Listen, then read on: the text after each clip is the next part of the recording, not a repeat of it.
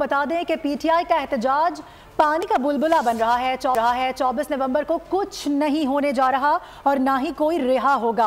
Establishment से कोई मुज़ाकरात नहीं हो रहे। अभी नवंबर की कॉल दी है, जनवरी भी आ जाएगा। अमरीकी कांग्रेस का लिखा गया खत बैरूनी मुदाखलत के मुतरादिफ है।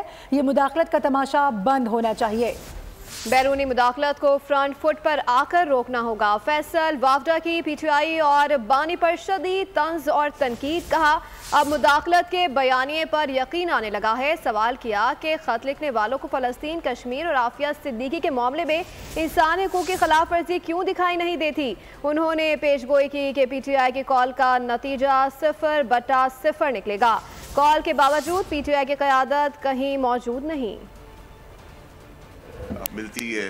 बैरून मुल्क पहले मुदाखलत, अब हम मुझे यकीन करना पड़ा इमरान खान साहब की इस बात को कि मुदाखलत हुई रिजीम चेंज के अंदर, क्योंकि अब हम कांग्रेस का एक लेटर देख रहे हैं और हमारे वहाँ तो हम इतने बेहस और बेशरम हो चुके हैं। कोई भी आके मुदाखलत कर ले, कोई भी आके बात कर ले, हमें कोई फर्क नहीं पड़ता। अब अचानक से चैंपियंस आ गए, कांग्रेस आ गई है, यूएस आ गया है कि जी ह्यूमन राइट्स वायलेशन हो रही है। भाई ह्यूमन राइट्स वायलेशन तो फलस्तीन में हो रही है, छोटे छोटे मासूम बच्चों को के गले काटे जा रहे हैं। तो उधर तो मैंने कोई खत नहीं देखा, ना कोई आगे बढ़ के आया है। आप अपने आप को कहते हैं कि जी हम सुपर पावर हैं, तो मेरी नजर में तो आप सुपर पावर नहीं, मेरी नजर में तो आप लोग जीरो पावर हैं। आप चाह क्या रहे हैं? आप इमरान खान साहब के लिए बेहतरी कर रहे हैं या इमरान खान साहब के लिए नुकसान कर रहे हैं? तो सारा ड्रामा 24 को पानी का बुलबुला जो बनने जा रहा है, कुछ भी नहीं होना। अंदर खाने अभी बात हो रही है, लेटे हुए गंडापुर किसका पैगाम लेके गया है? पूरी पीटीआई की आदत किधर है? पाकिस्तान जिस हिस्से में नजर आ रही है, सब केपीके में बैठे हुए। ये अब कौम के आगे तमाशा ड्रामा क्लियर होना चाहिए।